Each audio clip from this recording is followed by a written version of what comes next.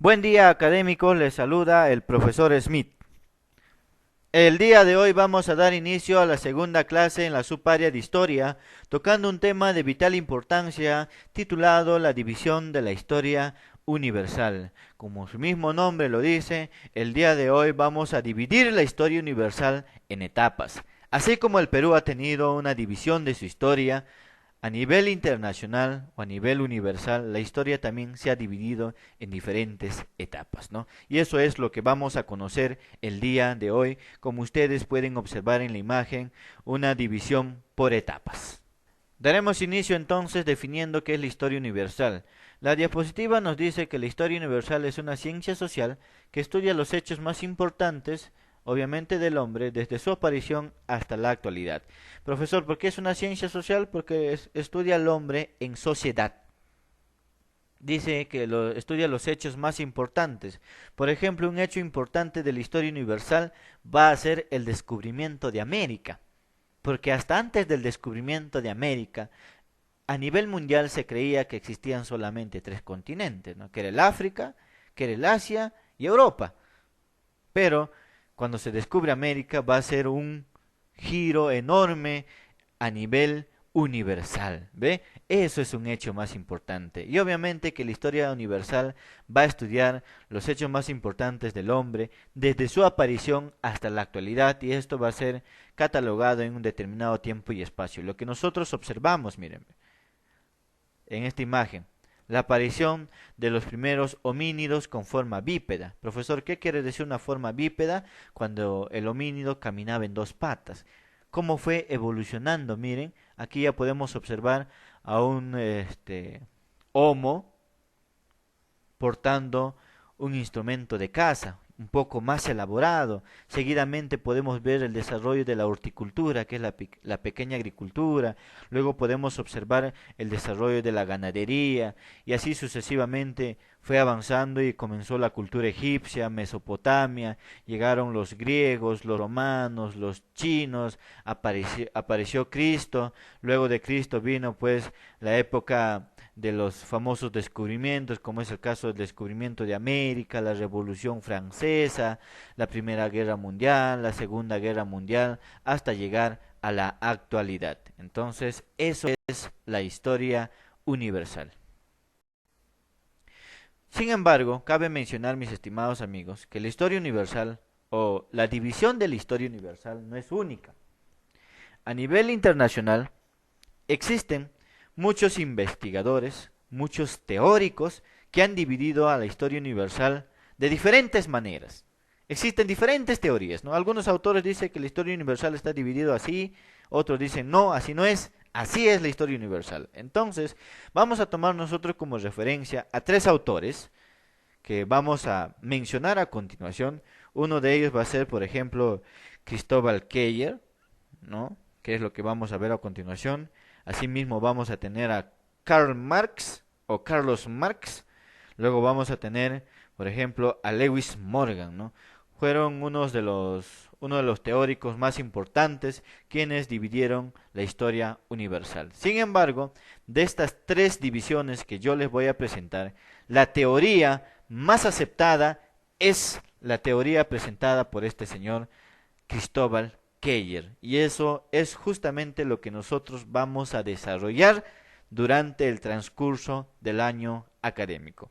Cristóbal Keller, para iniciar, nos dicen que la historia universal está dividido en dos grandes etapas. La primera etapa se llama la prehistoria y la segunda etapa se llama la historia.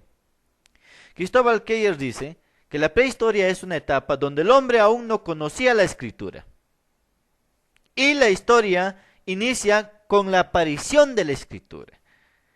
Y en la prehistoria, Cristóbal Keller va a definir o va a dividir esta etapa en pequeñas subetapas. Y esas subetapas van a ser el paleolítico, el mesolítico, el neolítico, el calcolítico y obviamente la edad de hierro, ¿no? En el caso del paleolítico, por ejemplo, en el caso del paleolítico, Cristóbal Keller lo va a dividir en tres etapas: el paleolítico inferior, donde el hombre es nómade, el hombre es troglodita. Profesor, ¿por qué es nómade? Porque el hombre se traslada de un lugar a otro, de un lugar a otro, de un lugar a otro, ¿ves? Entonces, profe, ¿por qué es troglodita? Porque el hombre vive en cuevas y cavernas. ¿Ah? Luego vamos a tener al Paleolítico Medio, donde el hombre obviamente va a tener mayor destreza en la fabricación de los instrumentos de caza, ¿no? Y finalmente va a estar ubicado el Paleolítico Superior, donde el hombre ya va a comenzar a ser un poco más sofisticado. Van a aparecer en esta época los primeros cazadores, los primeros recolectores. Va a comenzar a desaparecer en rasgos pequeños el nomadismo, ¿no? Entonces eso es en cuanto al paleolítico. Luego vamos a tener el mesolítico. Obviamente es una etapa superior donde el hombre va a desarrollar una actividad o una estrategia de caza fenomenal. En esta época los hombres van a ser unos grandes cazadores, ¿no? Luego vamos a tener el neolítico. ¿Qué quieren decir en el neolítico? Donde el hombre va a desarrollar una técnica agrícola fenomenal. La agricultura va a comenzar a desarrollarse en esa época. Luego vamos a tener el calcolítico, donde el hombre va a comenzar a manipular parte de los metales hasta llegar a la edad del hierro, donde el hombre obviamente conocía los metales a grandes rasgos, ¿no? Eso es la prehistoria. Pero sin embargo, cabe mencionar que en esta subetapa el hombre todavía no conocía la historia. Por eso es que Cristóbal Keller llama a esta época la prehistoria. El hombre comienza a adaptarse, el hombre comienza a transformar el mundo, el hombre comienza a agruparse, el hombre comienza a desarrollar la agricultura, el hombre comienza a desarrollar la caza sofisticada, el hombre comienza a manipular los metales, pero sin embargo todavía no conoce en esta etapa lo que es la escritura. En la segunda etapa nos dice Cristóbal Keller, la segunda etapa obviamente es la historia, que es una etapa donde el hombre ya conoce la escritura, ¿no? La invención de la escritura. Luego vamos a ver aquí, por ejemplo, dice, Cristóbal Keller lo va a dividir en pequeñas subetapas. Estas van a ser la etapa antigua o la edad antigua, que se desarrolló del 5000 antes de Cristo al 476 después de Cristo. En el 5000 antes de Cristo, por ejemplo, aparecieron las primeras culturas en el mundo, las culturas ágrafas que conocían la escritura. Por ejemplo, aquí van a estar los egipcios, los Mesopotamia. ¿Ve? En el 476, ¿qué pasa, profesor? En el 476 va a desaparecer el Imperio Romano y con ello va a dar fin a la Edad Antigua. Luego va a aparecer la Edad Media en el 476 y esta Edad Media va a llegar a su fin en el año de 1453 con la caída de Constantinopla, ¿no? Y luego va a pasar una nueva época en 1453 conocida como la Edad Moderna. Esta Edad Moderna va a llegar a su fin, como nos muestra la diapositiva, en el año de 1789. Profesor, ¿qué pasó en el año de 1789? Se va a dar la famosa Revolución Francesa, ¿no? Y con la Revolución Francesa se va a dar inicio a la edad contemporánea, que va a durar desde 1789 hasta 1945. Profesor, ¿qué ocurrió en 1945? Va a ser el fin de la Segunda Guerra Mundial, ¿no? Y luego de la Segunda Guerra Mundial se va a dar inicio a la edad actual, que todavía no tiene una fecha de culminación, por eso es que ponemos los puntos suspensivos. Pero a nivel general, cabe resaltar que en todas estas épocas, el hombre ya va a conocer la escritura. Los egipcios ya conocían la escritura. Los mesopotamias ya conocían la escritura. Obviamente que más adelante también se va a conocer la escritura hasta nuestros días, ¿no? Eso es la segunda etapa que divide Cristóbal Keller, que es la historia. Entonces, en conclusión, para terminar con Cristóbal Keller dividió la historia universal en dos grandes etapas. La prehistoria, que es una etapa donde el hombre no conoce la escritura, y la historia, que es una etapa donde el hombre ya conoce la escritura. Seguidamente vamos a tener a otro gran autor, ¿no? Es el famosísimo Karl Marx, o conocido también como Carlos Marx. Carlos Marx va a dividir la historia universal en 5 etapas. La primera etapa nos dice que es la comunidad primitiva, donde el hombre era nómade, donde el hombre era troglodita, donde el hombre aún no desarrollaba una agricultura moderna, donde el hombre aún desconocía la ganadería, ¿no? Luego va a venir el esclavismo. El esclavismo es una etapa donde el hombre va a someter a sus semejantes, ¿eh? Va a someter a sus semejantes para utilizarlo con fines propios. El hombre va a agarrar un grupo de personas, lo va a comenzar a esclavizar. Aquí va a nacer la esclavitud. Y obviamente con la esclavitud va a nacer la propiedad privada. Luego del esclavismo va a venir el feudalismo, los famosos señores feudales, ¿no? Donde en esta época el que tiene más tierras va a ser el más poderoso, ¿no? Aquella persona, aquel feudal que tiene más tierras, va a producir mayor cantidad de productos, por lo tanto va a ser el más poderoso, nos dice Carlos Marx. Luego del feudalismo va a venir el capitalismo. Es la etapa que actualmente estamos desarrollando, ¿no? El capitalismo, donde el señor burgués va a ser el más poderoso, ¿no? Los feudales aquí ya desaparecen. En la época del capitalismo, el que tiene más tierras ya no es el más rico. En la época del capitalismo, aquel que tiene más capital es el más rico. Un ejemplo de ello es el dueño de Facebook, por ejemplo. Mark Zuckerberg, por ejemplo, no tiene tremendas extensiones de tierras. Él es un señor capitalista.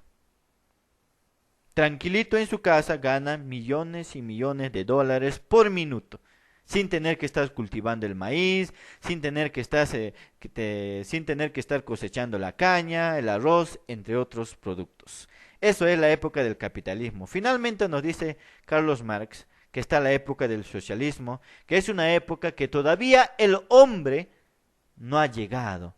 Es una época que todavía le falta recorrer al hombre. En la época del socialismo nos dice que será una época igualitaria, donde existirán la igualdad en todo su esplendor, ¿no? Eso es lo que nos dice Carlos Marx. Finalmente, vamos a tener la división de la historia universal por parte de Lewis Morgan, ¿no? Lewis Morgan dividió la historia universal en eras y en estadios. Ojo, se pronuncia así, estadios, ¿no? Las eras eran grandes etapas y los estadios eran las subdivisiones de aquellas grandes etapas, ¿no? Entonces, hubo 3 eras para Lewis Morgan, que era la era del salvajismo, la era de la barbarie y la era de la civilización. En la era del salvajismo nos dice Lewis Morgan que se desarrolló el nomadismo. El hombre era nómade, se trasladaba de un lugar a otro recolectando alimentos. Nos dice además que se dio la recolección de alimentos, la caza y la pesca. Luego vamos a tener la época de la barbarie, ¿no? Y lo va a dividir en la barbarie inicial, como ustedes pueden ver aquí, y la barbarie plena. En la barbarie inicial, el hombre, según Lewis Morgan, va a comenzar a desarrollar la horticultura. Profesor, ¿qué es la horticultura? La pequeña agricultura.